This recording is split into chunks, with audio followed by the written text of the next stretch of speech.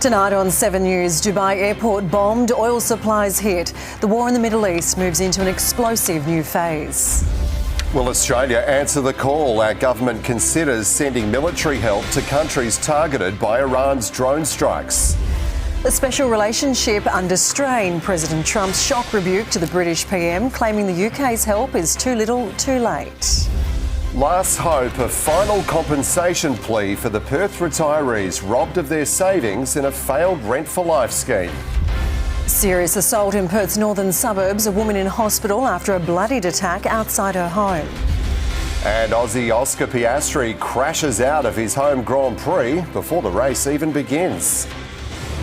Live from Perth, this is 7 News with Tim McMillan and Angela Tsun.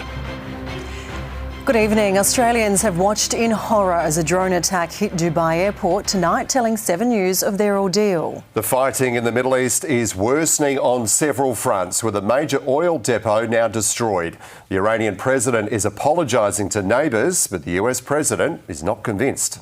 He's coming to the airport. With Australians among the thousands at Dubai International, Iran strikes. Oh my God. Right near the main terminal. War witnessed by shocked passengers inside the building and stuck waiting on planes. Later, safely back in Australia, first-hand accounts of the ordeal. It was definitely a drone. It looked like a drone and it just exploded. It was around 300 metres away from where we were. Everyone was telling us to relax and stay calm, which we were, then we got evacuated. Seemingly an even worse experience for waiting relatives. Terrifying. I nearly fainted. The war intensifying, the attacks on Iran exploding through the night. Here, it looks like driving into the mouth of hell. What locals say is Iran's Sohank oil depot. Now, it's only fueling fear. This, a direct hit on Tehran's airport. Across the city, fireball after fireball. The capital's skyline ablaze. We're not looking to settle. They'd like to settle. We're not looking to settle. The US president responding after Iran's president apologised for attacking neighbouring countries. Religious leaders furious, as purported Iranian soldiers claim commanders are dead or have fled like rats. Despite Iran's promise of a regional ceasefire, more attacks on Dubai, an apartment building hit by a missile fragment, and another fragment hitting a car, killing the driver. Iran has also been attacking more targets in neighbouring Iraq. In Israel, Iron Dome continues working around the clock as the war of words ramps up. Israel's Prime Minister with a message to the Iranian people. The moment of truth is approaching. And here in Lebanon, after Israel's hunt for Hezbollah targets, the brutal aftermath of body bags. There are 5 martyrs here, he says, but the number could increase. And indications are it's not about to get better for Lebanon. We're in the border region of northern Israel. Tanks, mobile artillery, howitzers being trucked into position, parked and waiting for the next phase of this assault. All through the region, there is more and more evidence of this. Israel's heavy armour. In Iran, it's all about the air power. Here, it's ground forces. Lebanon is a second front for Israel, their chance to decimate old enemy Hezbollah, while they simultaneously pursue its partner, Iran, and their relentless campaign grinds on. Live to Chris Reason now. Chris, Iran says it's ready to fight for months. And good evening to you. Iran's Revolutionary Guard has issued a bold public statement insisting that they can keep going, firing these ballistic missiles at the same rate they have been for another 6 months, adding that they also have their long-range advanced missiles still to come. It's a city under siege, though. We're showing you pictures now of burning oil that's leaked from those refineries into the city's drainage system, literally rivers of fire. There is an environmental war going on now in Iran. It will be difficult to breathe in Tehran today as the US and Israel attempt to suffocate the Iranian regime. Tim? Incredible pictures there. Thank you, Chris. Almost 100 Australians fleeing the war in the Middle East have just touched down here in Perth. James Carmody is at the airport tonight. James, the Emirates flight landed about 45 minutes ago. Have there been some very happy reunions there so far? Yeah, Tim, those 93 Australians have just started flowing through the arrival gates here. There's been lots of big hugs and also tears, relieved to be home. Many of those people met by very nervous, now very grateful family and loved ones waiting here for them. It hasn't been an easy journey to get out of Dubai and surrounding areas, and that wait made all the more scary with that most recent drone attack at Dubai Airport. Here's what people had to say at Perth Airport. Yeah, it's been great to be back. It's a very challenging situation over here at the moment. A lot of people, there's a lot of uncertainty, so people don't know what's going to happen, so it's good to be back. Absolutely thrilled to bits that we're home. It's been an emotional couple of days, but so happy. Now, for every relieved family here tonight, there are dozens more in Perth at home still waiting for their loved ones to find a safe way to get out of the Middle East. Ange. James, thank you. Australia is now considering sending help to Middle Eastern nations facing missile and drone attacks from Iran. Foreign Affairs Minister Penny Wong made the surprise admission this morning, saying the government is now working through options.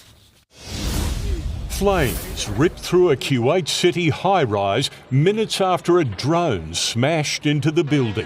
One strike among many as Iran unleashes its fury on all 6 Gulf states.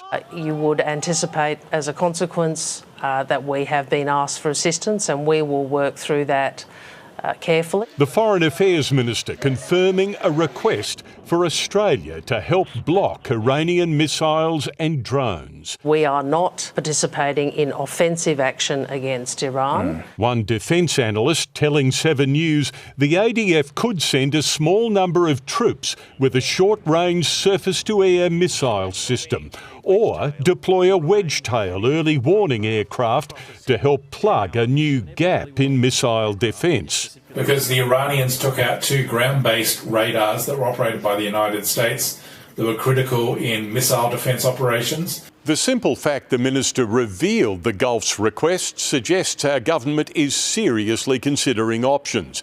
As well, Penny Wong waved off President Trump's recent demand that he be involved in the selection of Iran's next leader. That the future for Iran is ultimately in the hands of the Iranian people. Tim Lester, 7 News.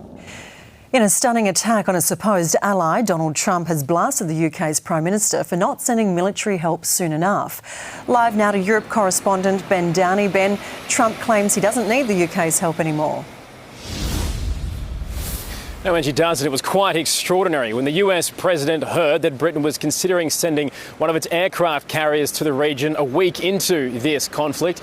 He launched an attack on Keir Starmer, saying that the UK was no longer one of America's great allies. Going further on Truth Social, writing, "No thanks, Prime Minister Starmer. We don't need them any longer, but we will remember. We don't need people that join wars after we've already won," following up on Air Force One. Give me the offer to send 2 aircraft carriers. Maybe, but they're not sure. We don't need them. It's not the right time. It would have been nice to have had them 2 weeks ago. The crew of HMS Prince of Wales has been given the order to prepare to deploy within 5 days. That's the Royal Navy's flagship.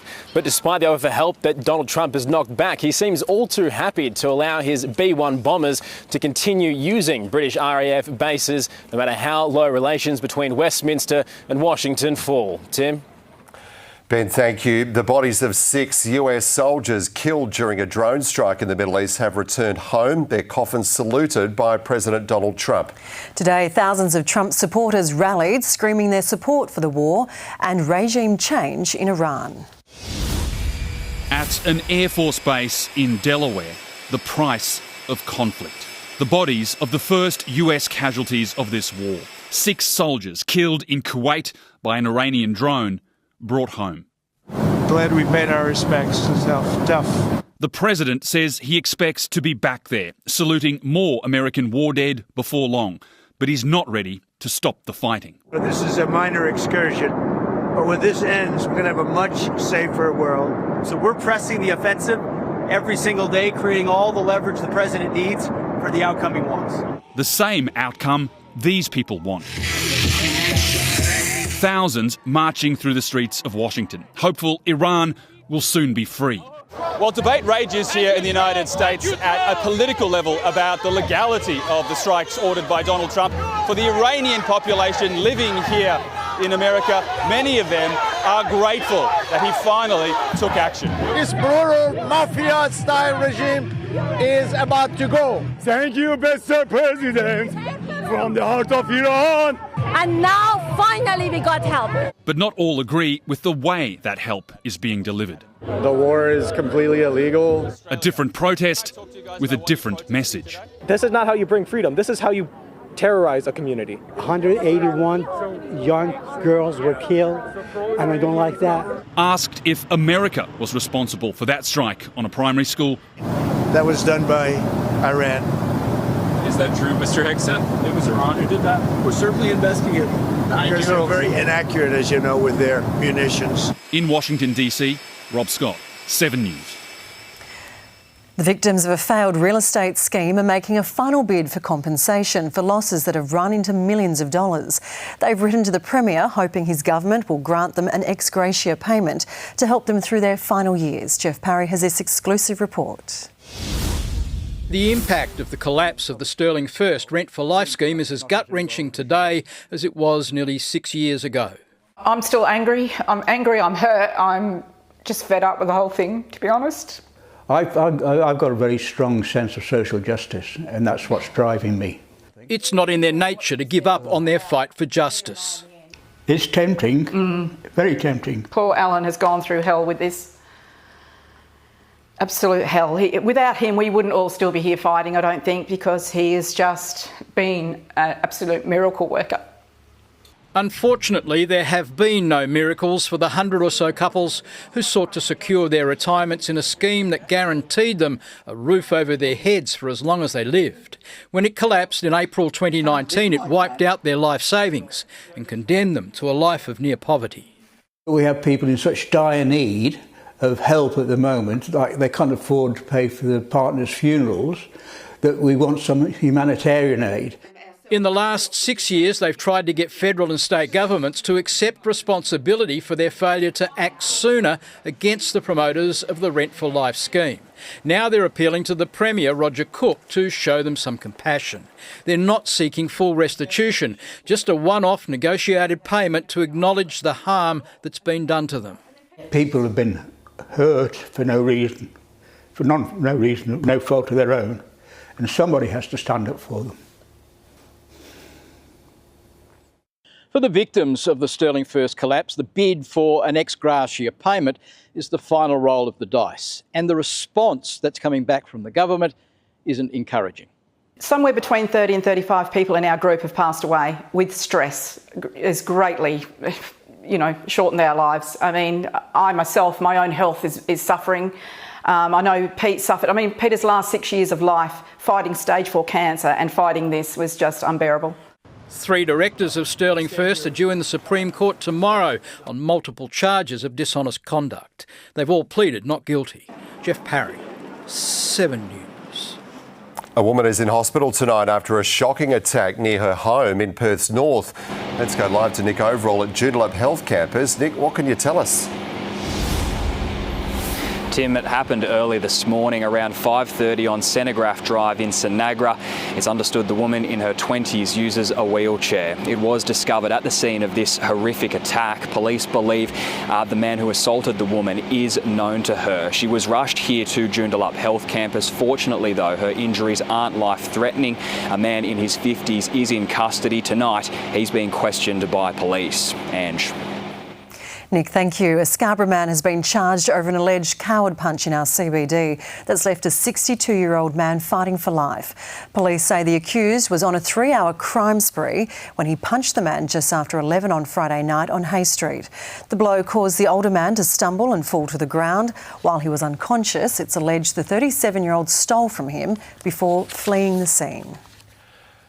Hearts have been broken at Melbourne's Albert Park with local hero Oscar Piastri crashing out in dramatic fashion.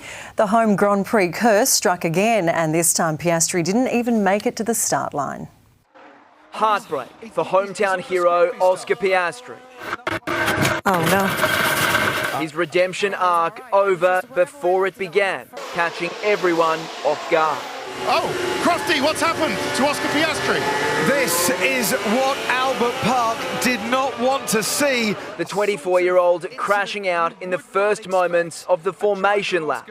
For the home hero, and a man aiming to become the first Australian to finish on the podium in his home World Championship Grand Prix. This is the start they really didn't want it. A combination of a couple of things, I think there's a large element of just me. Yeah, it's obviously just disappointing and a scenario that shouldn't be happening. As he retreated from the track, fans were left shell-shocked. I don't even know how that happened. It's just crazy. That was really bad. It's the Australian curse, I guess. By the time the race ended, it was Mercedes' George Russell on the podium. And George Russell wins the Australian Grand Prix! Very nice, very nice. Alongside young teammate Kimi Antonelli and Ferrari's Charles Leclerc. We're off and running in 2026. Albert Park became an ocean of orange for Oscar. Oscar's going to win it. He can, of course, do it. It's Oscar Piastri. If Oscar wins, I'll do a shoey. His boss singing a different tune, conceding defeat before the race even began. The Mercedes are in a league of their own. Popularity in Formula One is growing every year. There are now more than 800 million fans around the world, and that love for the sport is certainly on display here at Albert Park, with huge demand to see these drivers. As for whether Melbourne will step in if the Middle East can't host its 2 F1 races in April, I'd have a Grand Prix every second weekend somewhere if I could manage it. Jordan Quinn, 7 News. Jerrie Demasi is here now with a look at today's weather, and Jerrie, thankfully much cooler than yesterday. Thankfully, yes, we got nowhere near yesterday's maximum. It was right up over 40 degrees, but it was extremely humid this morning, which did make it quite uncomfortable. We peaked at 85% humidity around 7 a.m. That did ease as the day progressed, and we reached a top of 33.5 just before 2 o'clock this afternoon, after a morning low of around 22. Some suburbs did actually approach yesterday's maximum though. Bullsbrook got right up to 38 today. Ellenbrook hot too, 37 out there. And then a whole 10 degrees cooler along the coast, 33 for Armidale and 30 down around Mandurah. Now, a new ridge is settling in over the southwest, so warm, dry weather ahead, but temperatures are going to be a lot milder this week. I'll be back very soon with that 7-day forecast, Tim and Ange. See you then. Thanks, Jerrie. The Premier is on the move. It's the first time in 18 years the state's leader won't be living in his own electorate. Coming up, find out where Roger Cook is relocating. Tornado tragedy, a schoolboy killed as wild storm systems rip through America's Midwest. Back down under, Harry and Meghan's first Aussie tour in more than 7 years, but will they visit Perth? And Perth's EV boom, how the Middle East crisis could be supercharging electric car sales. That's ahead. 7 News, connecting you.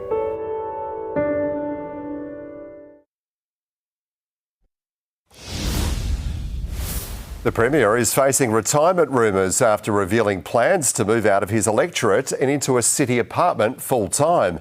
The member for Kwinana, Roger Cook, has lived in Wellard for 17 years, but now says the new West Perth location will better suit his schedule. When you're Premier, every move in life can be a political move, especially a house move. He's a local member, and that's where he should be. Don't really care because I don't know much about that stuff. He should be in the local community so he can see what's going on. If they're going to be an MP for the area, they should live in the area. Roger Cook has lived in Wellard since 2009, but that home will be rented to a local family, and he's moving into a recently purchased West Perth apartment. Mr Cook pointing to the Perth-based demands of his job, with regular, very early and very late meetings. And it's no secret, the Premier spends a lot of time every day sitting on the traffic-choked Kwinana Freeway. This was today, midday on a Sunday. Absolutely horrendous. In fact, we don't even use the freeway anymore. It's called the parking zone. The Premier's office again today dismissed the suggestion that Roger Cook will retire at the next election. But this move will fuel speculation, and the opposition is certainly keen to paint the Premier as a leader with one foot out the door. Because I wouldn't vote for someone who doesn't live in the electorate. Stay in the suburb. I don't think it really matters. I don't think it matters to staff. Yeah. Personally, it doesn't matter where they live. James Carmody, 7 News. A little over a week into his military operation in Iran, Donald Trump is now saying he plans to, quote, take care of Cuba. The US president made the comments in a speech to Latin American leaders in Florida. We're also looking forward to the great change that will soon be coming to Cuba. Cuba's at the end of the line. They're very much at the end of the line. Tensions between Cuba and the US are high, with many Cuban Americans pushing for a regime change in the communist country. A 12-year-old boy is among at least 8 people killed after tornadoes barreled through America's Midwest. The storm system's packing wind gusts of more than 240 kilometres an hour down trees and power lines and flattened homes in 2 states. The town of Union City, Michigan was left unrecognisable. Homes along the riverfront torn to shreds, with crews trying to reach people under the rubble. A security scare has forced a plane to be diverted in the US. Panic rippled through the cabin on this flight from Nashville to Fort Lauderdale when a man began yelling what sounded like threats.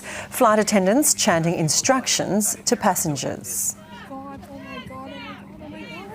my God, the moon. Oh my God. Oh my God. Oh my God. Oh my God. The pilot landed safely in Atlanta and police boarded the plane to arrest the man. It was later determined to be just a disturbance. Prince Harry and his wife Meghan will be returning down under in just a few weeks' time. 7 News understands the Duke and Duchess of Sussex will visit Sydney and Melbourne midway through next month, but they're not expected to include Perth in their royal itinerary. It's been nearly 8 years since their first Australian tour back in 2018. The couple is planning to take part in a number of private, business and philanthropic engagements. It's not yet known whether their children, 6-year-old Archie and 4-year-old Lilibet, will join them. Speaking out for the first time. The ex-partner who tried to raise the alarm. The key warning signs before a DV predator stabbed his new girlfriend 78 times. Police officers trapped in a dramatic rollover crash. What caused the patrol car to flip? A bad start to a Sunday morning for one driver in our CBD, smashing into a bus and a building. Australian hospitals sending patient scans overseas. Are your personal details safe being shipped offshore? And EV sales to soar as petrol prices rise. How conflict in the Middle East is set to supercharge sales of electric cars. That's next.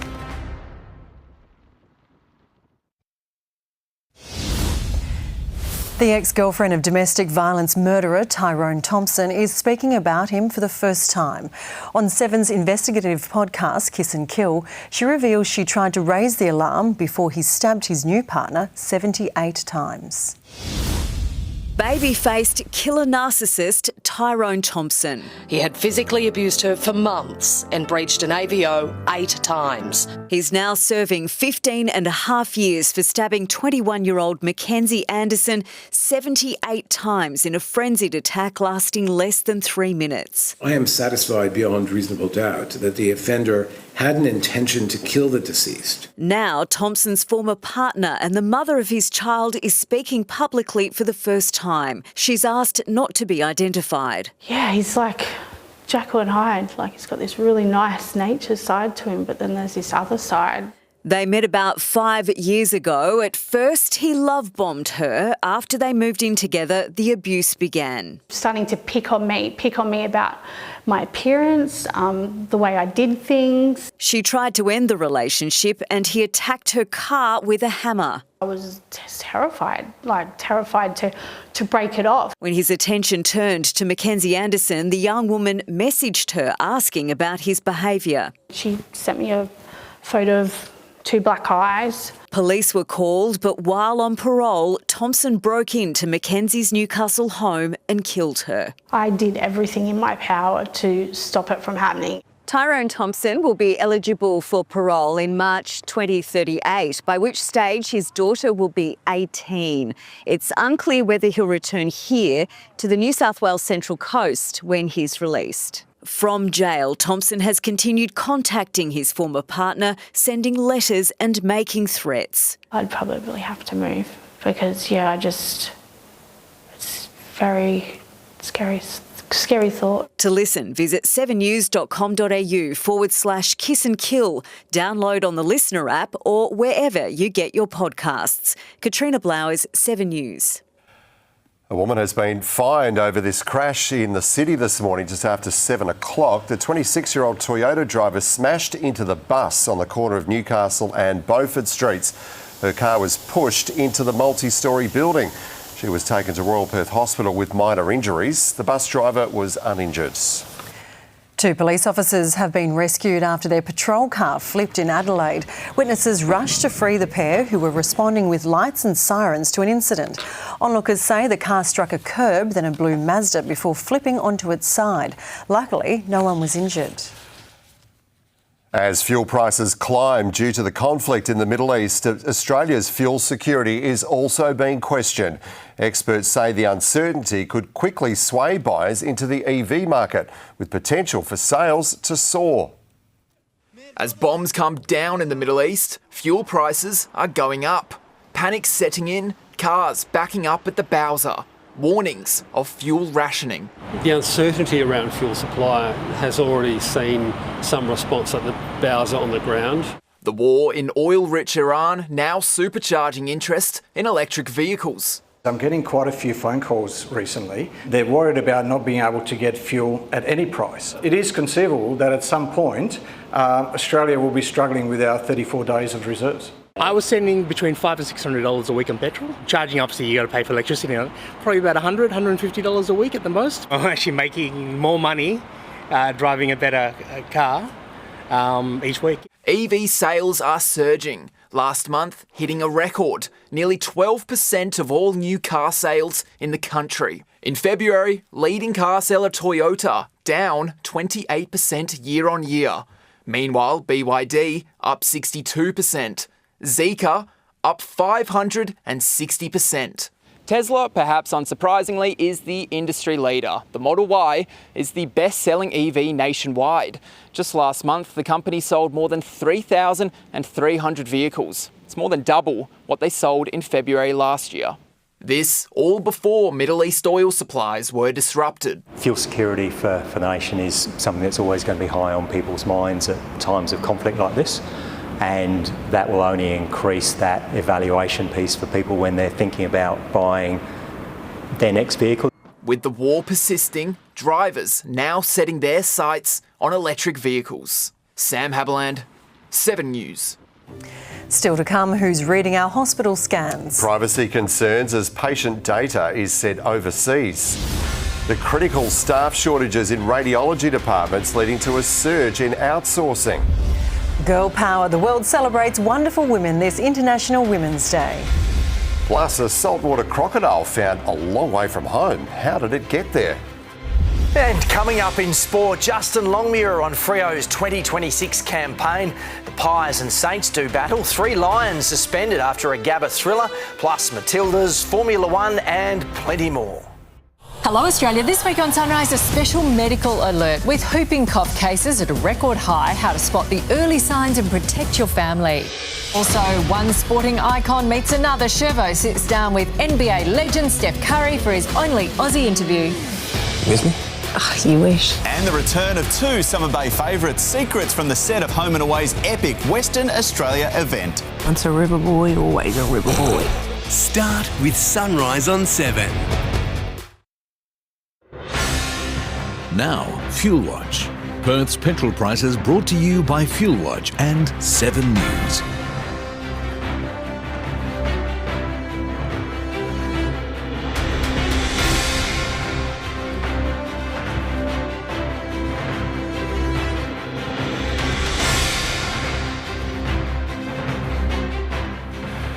New questions are being raised tonight about who's actually reading our hospital scans. As radiology departments face staff shortages and rising demand, some hospitals are sending scans overseas. Patient advocates say we need new privacy safeguards.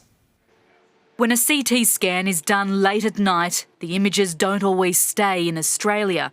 Because of workforce shortages and after-hours demand, 7 News has been told some hospitals are sending scans overseas for reports, often to the UK, where radiologists are working during the day. Our preferred option for all radiology reporting is to have locally trained and locally sourced radiologists reporting for that. That is the gold standard. But that's not always possible. There is a global workforce shortage of radiologists. Across the country, health departments confirm outsourcing diagnostics is common practice. Queensland says it doesn't allow offshore reporting, but will send to other states. Others say private providers supplement public capacity, including Western Australia. Adelaide uses a company that has doctors in the UK, Ireland and South Africa. New South Wales too, and claim recruiting local doctors is a challenge. Ranska's expectation is that all the outsourced or reports are reported by radiologists who are registered with APRA and are reporting to Australian healthcare and safety and quality standards. Patient advocates say safety must come first. If a scan is misreported, then absolutely that can have diabolical outcomes for a patient, and we absolutely should not have a system that allows that to happen, and ensuring that the patient's safety and protection of the patient's privacy is utmost. There are now calls for more government-funded training to address the critical staff shortage. If it means that we need to invest in building the workforce, then that's what needs to happen. Jennifer Beshwati, 7 News. People around the world are celebrating the wonderful women in their lives for International Women's Day. Australia's first female astronaut and this year's Australian of the Year, Catherine Bennell-Pegg, joined Weekend Sunrise today, hoping to inspire a new generation of women. I'm so inspired by the women that have been to space before. Women have been in space for 63 years. I've had young girls come up to me and say for the first time they realise that being an astronaut isn't just for boys. The day was marked overseas too, with thousands of women marching in Peru's capital, advocating for stronger women's rights. A family in southeast Queensland has made a wild discovery, finding a 2-metre crocodile in their dam. That's a crocodile. The rogue reptile was captured more than 600 kilometres south of Rockhampton. That's as far down the state these crocodiles are supposed to be. Ryan has sport now, and Ryan, a few upsets to start the AFL season. Guys, we've had it all this weekend. How good to have footy back finally. Coach Justin Longmuir from Freo joins us after the break ahead of the Dockers' first game. Plus, 3 Lions suspended after a Gabba thriller. And history made in Kiwi cricket, a spell you just have to see. We haven't seen them play in a real game yet, but expectations are high on Fremantle in 2026. Coach Justin Longmuir says his team has all the tools they need to be there at the business end. It feels like we've been waiting years for the Dockers to reach their full potential. But there's only 5 lists in the AFL younger than them, and 4 of them made up last year's bottom 4 on the ladder. The Dockers are still young, but according to their coach, have the maturity they need to take it all the way. So we have got a lot of players that should feel really comfortable at the level. I feel like the depth of our list, you've mentioned a couple of guys that have left, but even though that's happened, I feel like that we've got good depth in a lot of different areas of the ground now. I feel like our list is balanced and that maturity is definitely grown. There's no more excuses in Justin Longmuir's mind for quarter-long fade-outs that cost the Dockers either games or percentage in 2025. The perfect litmus test comes next Saturday, the Cats in Geelong, the scene of the 78-point loss that kicked off last season. I reckon someone in the AFL had a bit of a chuckle when they put that one down. But yeah, I see it as a challenge. It's a challenge to move past last year in round one. And like realistically, we're a byproduct of all the challenges that we've faced in the past. We all know the ability of the Dockers' top end, from premiership performers to All-Australians to rising stars. But JL says he wants not a team of champions, but a champion team. I look back to the start of last year, and if you didn't know much about our team, you wouldn't have known anything about Murphy Reid, Pat Voss, Carl Warner, Heath Chapman, Neil Rasmus, Jono. It could go on, but I feel like they've all improved their footy. So I feel like that group of players is a group that can help drive our performance going into 2026. Questions remain over what the Dockers will look like in round one. Sean Darcy is fighting to be available, while depth ruck recruit Mason Cox has impressed during the summer. Can both squeeze in the team alongside Luke Jackson? I doubt it, and I'd say doubt it probably early in the season. There's a lot of fatigue in the game early in the season.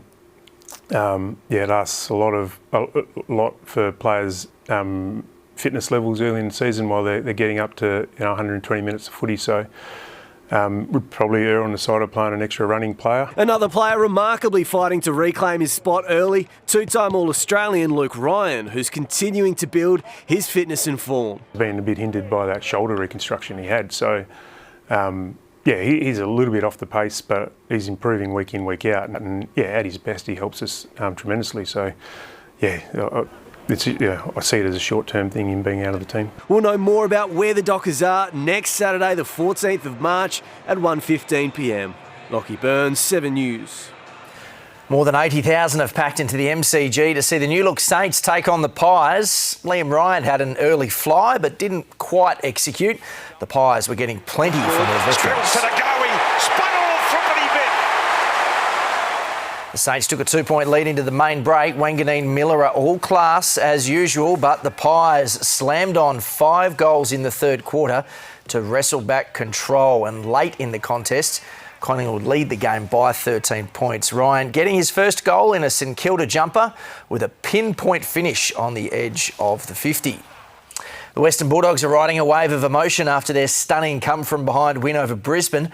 To make matters worse for the Lions, they've been dealt a triple blow by the match review officer. From flat-track bullies to downing the back-to-back premiers on the road. Ladies and gentlemen, you have witnessed a classic. After going 2-8 against top 9 teams last year, the Dogs have put the competition on notice early.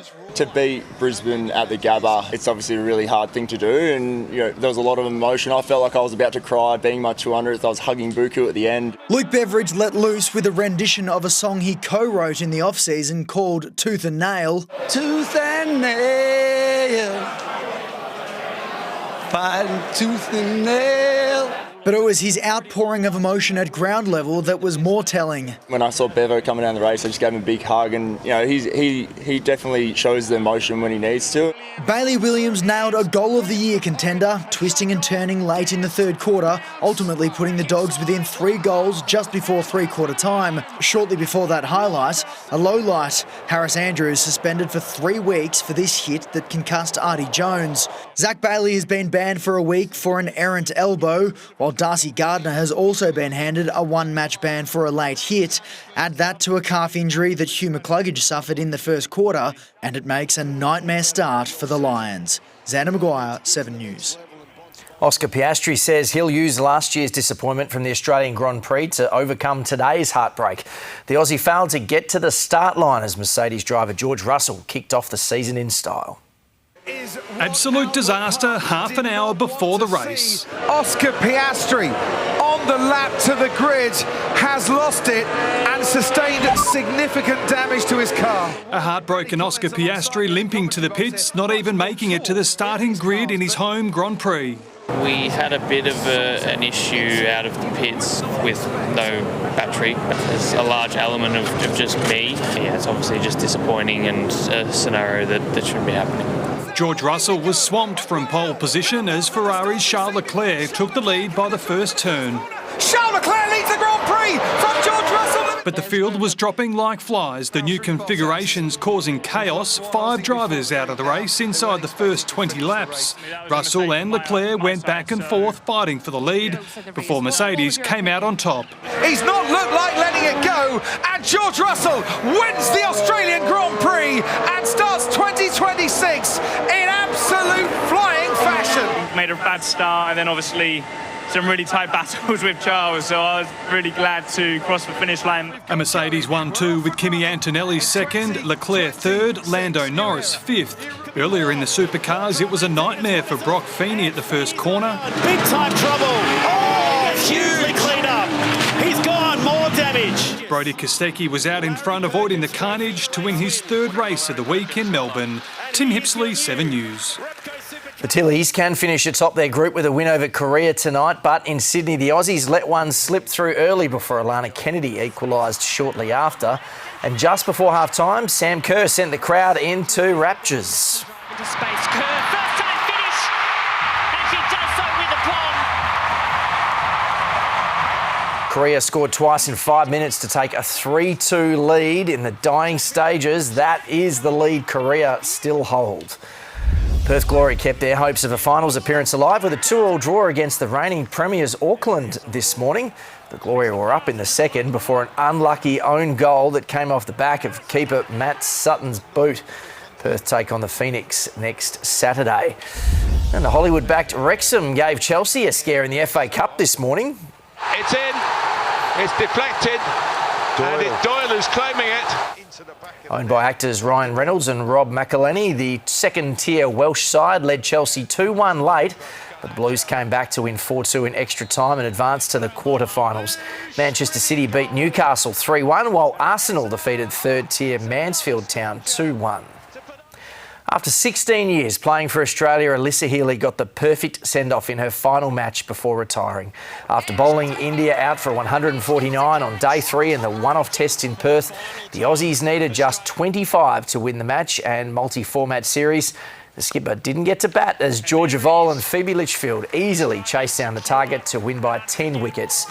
Healy emotional, saying farewell to the game she loves. What's going on outside? So I guess honestly, it hit me just before that. I don't get to come back into that change room again and be around the girls. But I'm going to enjoy the next little bit and sing the team song one last time. Australia won the series 8 points to 4. And there are days out, and then there's what Kiwi bowler Brett Randall pulled off this morning. Playing in New Zealand's top-tier domestic competition, the Central Districts paceman took incredibly 5 wickets in 5 balls against Northern Districts. The 30-year-old becomes the first player to achieve that feat in first-class cricket anywhere in the world. And now he has a story he can tell for the rest of his life. You would, though, wouldn't you? Bragging rights. Dine out on that one. Yeah. Thanks, Ryan. Thanks, mate. Jerrie Demasi's back next. And Jerrie, we've got some cooler weather to look forward to this week. It's going to feel a little more like autumn this week, guys. Some lovely mild days ahead. Your 7-day forecast is right after this. When the world is changing and it impacts us, Australia turns to 7. Australia turns to trust. Chief Correspondent Chris Reason leads our team inside the conflict zone from sunrise to 6 p.m. on 7 News. Welcome back. It's weather time with your 7-day forecast coming up very shortly. Perth ending the week on a slightly cooler note than yesterday, although the humidity was very intense indeed. We reached 85% around 7 o'clock this morning, which is roughly when we also dipped to 22 degrees, our minimum, peaking just before 2 o'clock this afternoon at slightly over 33. That humidity has eased off a little now, but still fairly muggy outside, sitting around 65%, and it's around about 25 degrees in the city right now. Out in the suburbs today, the hottest it got to was 38. That was out in Bullsbrook. Much cooler along the coast though. Hillary's maxing out at just 24. And statewide, Esperance was among the hottest spots, reaching 40 degrees there. Bunbury pretty hot too, 35. On the satellite now, we saw that west coast trough that roasted the metro yesterday finally push inland before a weak front moved through the Bight. Tomorrow, a new high pressure ridge taking hold of the southwest, but that will feature far milder temperatures ahead. Meantime, an active monsoon up over the tropics, bringing storm activity to that area.